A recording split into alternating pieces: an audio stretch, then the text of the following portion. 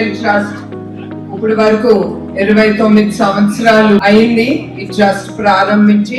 నందమూరి తారక రామారావు గారు మానవ సేవే మాధవ సేవ, ప్రజలే దేవుళ్ళు అన్ని నమ్మి ప్రజల కోసం వాళ్ళకి అన్ని అందుబాటులో ఉండాలని ఆయన చాలా సేవా కార్యక్రమాలు ఆయన ప్రారంభించారు. అట్లానే మన నాయకుడు చంద్రబాబు నాయుడు గారు ఆ స్ఫూర్తితో ఆయన ఈ ట్రస్ట్ అనేది ప్రారంభించి అది ముందుకు తీసుకెళ్లారు. ఎట్లా చంద్రబాబు నాయుడు గారు ఆయన అనుకున్నారు ప్రజలకి సేవా కార్యక్రమాలు అందేటట్టుగా మనం ఈ ట్రస్ట్ ద్వారా ముందుకు తీసుకెళ్లాలని అనుకున్నారు, అట్లానే నేను మేనేజింగ్ ట్రస్టీగా ఆ ట్రస్ట్ ద్వారా ఆయన ఏమి అనుకున్నారో అదే కాకుండా ప్రజలకి ఏది అవసరమో ఎప్పుడు ఏది అవసరం ఉన్నప్పుడు మా ఎన్టీఆర్ మెమోరియల్ ట్రస్ట్ ఎప్పుడు ప్రజలకి సేవా కార్యక్రమాల్లో మేము ఎప్పుడు ఉంటాము.